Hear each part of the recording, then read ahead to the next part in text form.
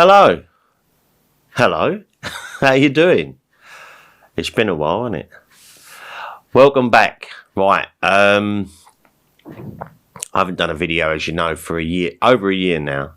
I did put a picture out at Christmas, just sort of going happy Christmas and a happy new year. I hope everyone's okay. But I haven't actually put a video on YouTube for over a year now. So I got a new lens for my camera. I got a new computer. My old computer that I'd done all my work on actually blew up. The power supply actually, it was shutting down a lot. And one day I was cleaning it all out and I plugged it all back in and it went bang! Stunk the office out. It was a really weird smell. But so got a new computer and I thought, do you know what would be fun? Got the house to myself today. It'd be quite fun to sort of pop on here, make a video, see how the lens looks, see how the computer works with the editing, and maybe show you guys what I've been up to for the last year and have a little just general chit chat. So here we are. Like, it is pretty weird. Seems weird sitting in front of a camera talking to you, myself. A bit strange because I haven't done it for a while. But I hope you're all doing well. I don't even know if any of my old subscribers will be watching this now. A year on, you know how the algorithms work. If you don't post regularly, you just don't get seen. Not that I've got saw that much anyway, but anyway.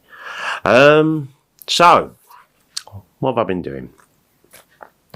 Well, first of all, I've stopped smoking. I don't smoke cigarettes anymore, and I don't smoke the old wacky backy.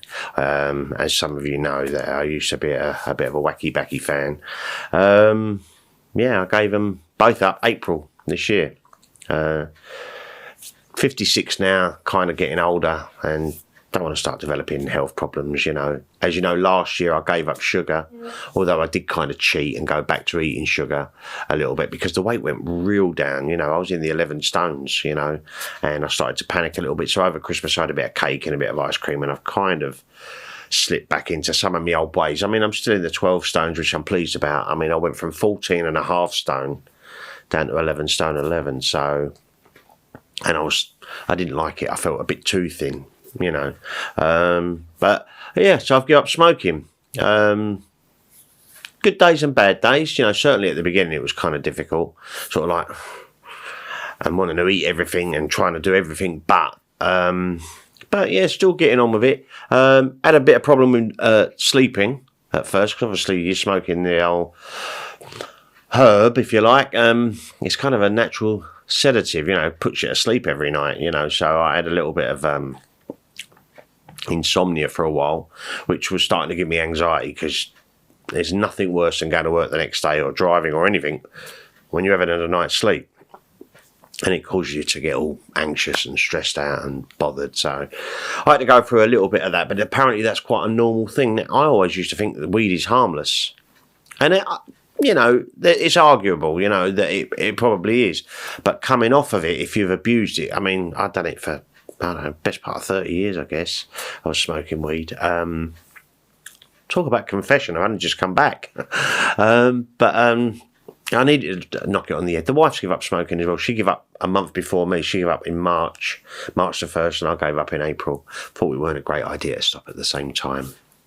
Clash of the Titans and all that. The world has gone completely nuts since the last video I've done. The whole COVID thing. We got COVID just before Christmas, but I thought I had a cold. I know some people get it really, really bad. We was really kind of lucky. My wife's got autoimmune disease and fibromyalgia, and she just had a bit of a flu. I got just cold symptoms, really. I just thought I had a cold. I just had a bit of a runny nose. That's all I had. So I think we got the mild version of whatever it was, but I thought that was gone, but it seems to be sort of coming back now. So God knows what our politicians and leaders are going to expect us to do this time. And it's shocking, really. I don't want to go on about COVID because I think everyone's added up to the IT for this thing. But we'll see what happens. Hopefully they won't start trying to lock us down again, because I don't think people will take it. People just go, yeah, whatever. You didn't, we're not going to either. So anyway, I don't want to talk about all that. So what have I been doing? Right. Well, last night and going back. But we went to watch the new Elvis movie, you know, the Baz Luhrmann movie. We loved it. It was long, 2.5 hours, but the pacing of Baz Luhrmann's films, if you ever watch Moulin Rouge or, you know, Strictly Ballroom or some of the Baz Luhrmann movies, I can't remember the Leonardo DiCaprio one now.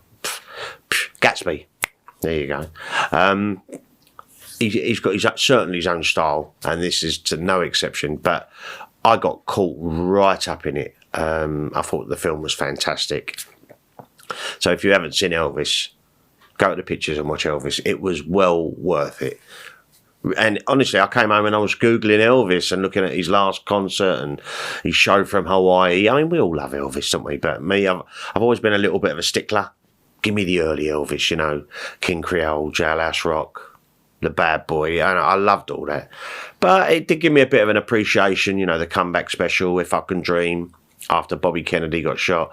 There was a lot to it, and I thought the film was stellar. The guy who, something Butler, I can't think of his name now, who played Elvis, fantastic job. And Tom Hanks plays Colonel Tom Parker.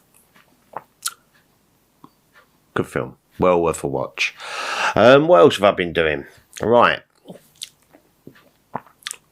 I don't know if I mentioned it, the last video I'd done, I was working with the guy Alan Canvan. He made this is Bruce Lee related, on the Game of Death Redux that was an extra on the Criterion box set, Bruce Lee, His Greatest Hits.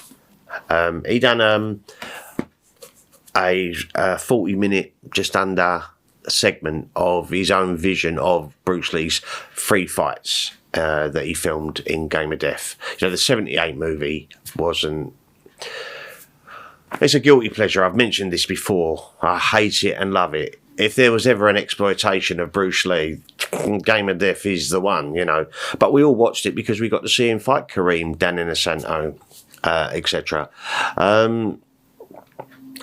But Alan had pieced all his own bits together because a little while ago, I think John Little or Bay Logan, one of them discovered the footage in Golden Harvest and put it together, and it was on the...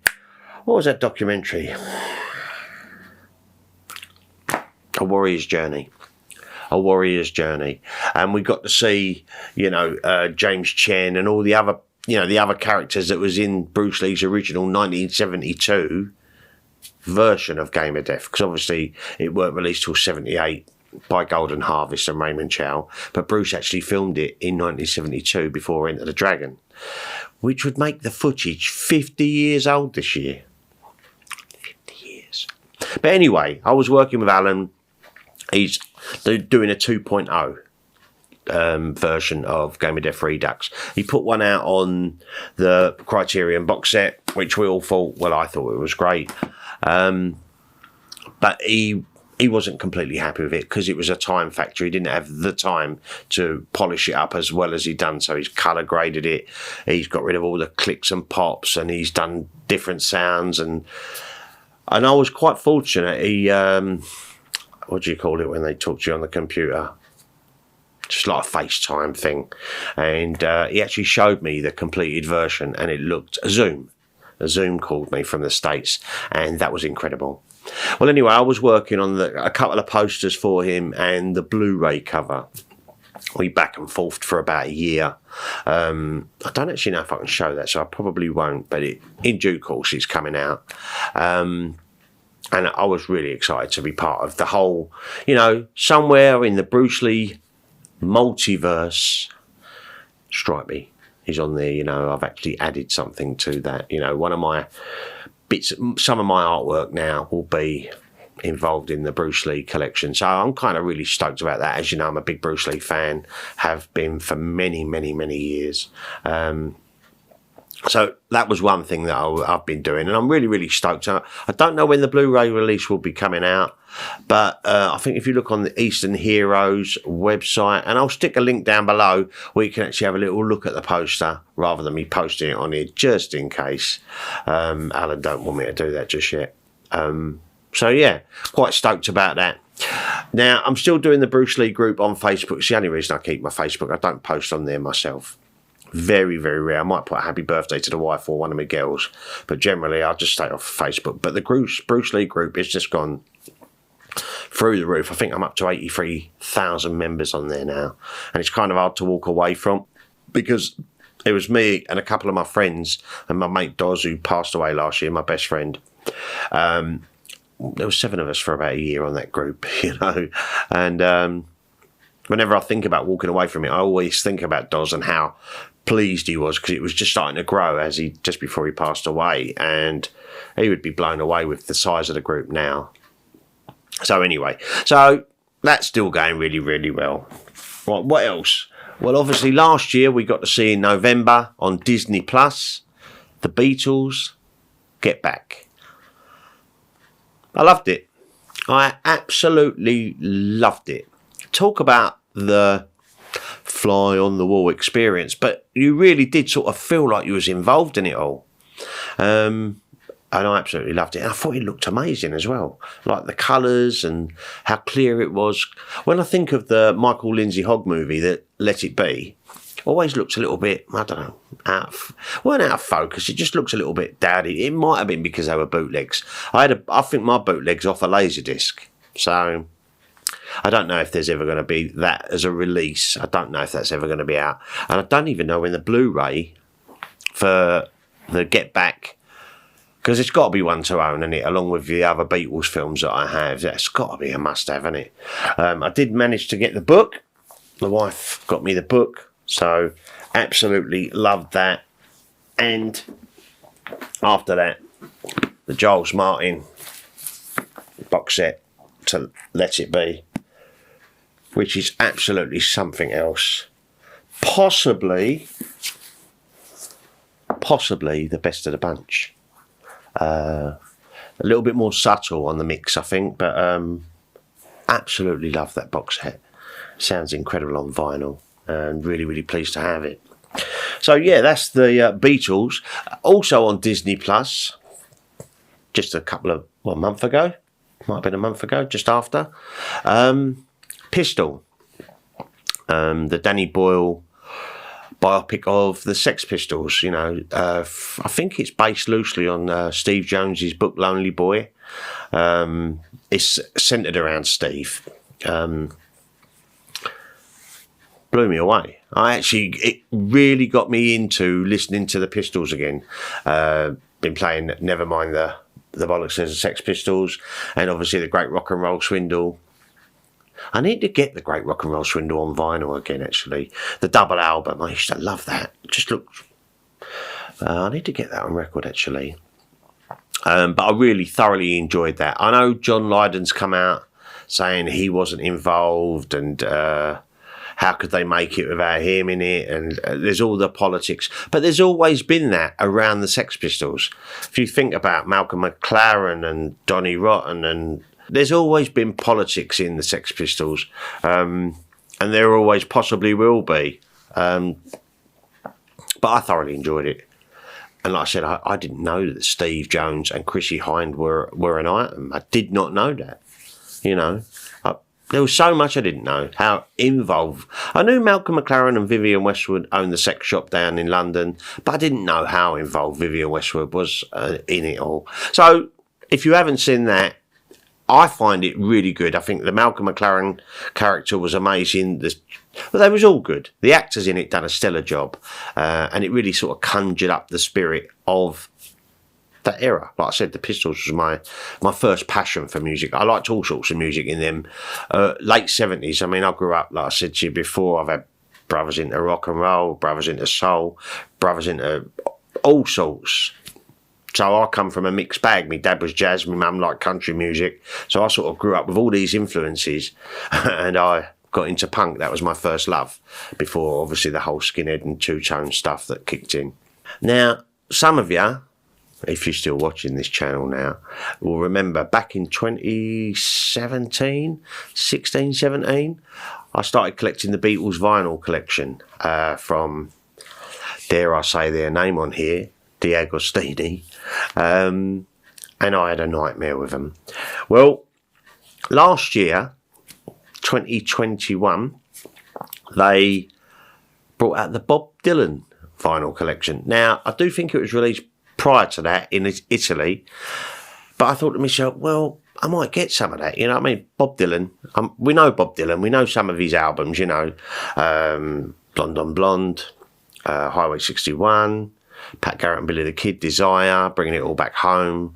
There's a few Bob Dylan albums we absolutely know and love, yeah. But me, and this is a bit sacrilegious, I don't know all of Bob Dylan.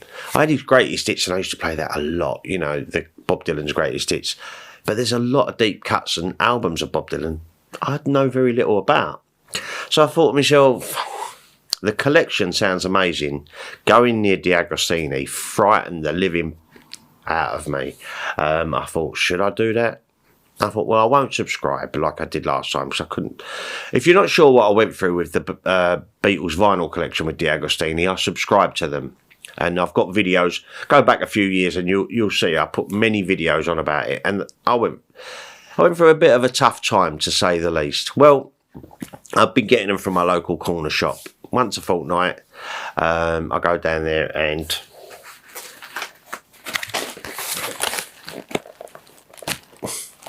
I've got loads. Well, I think I'm up to issue 20 now. I may actually do a video on this. I have been thinking about sorting my channel out again because I tend to have a lot of time at home on my own now. And it would be kind of nice to set this back up and do them again, because I used to quite enjoy it and interacting with you guys and showing you bits and pieces and my views on music and other things. So I just don't know. I might have a little look into it again because I kind of have missed it, really. And I do like the video editing, as you know. So yeah, been really enjoying them. Like I said, the vinyl themselves sound amazing on the Dylan collection so far.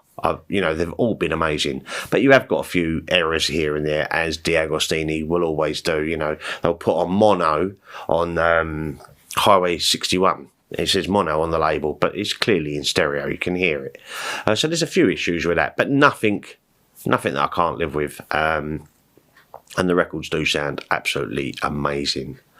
And finally, before I go, because this video I'm going to run out of time, I finally got Tom Waits' Black Rider on vinyl. It cost me a lot of money, £107, which was about $145. So that's probably one of my most expensive single records that I have.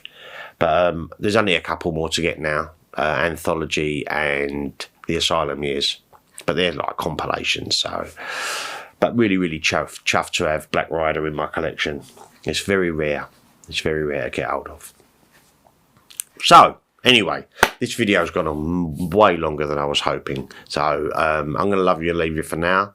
Right? If you are watching, thanks for watching. Give us a thumbs up and all that. And I might be back with another ramble real soon. Take care, guys.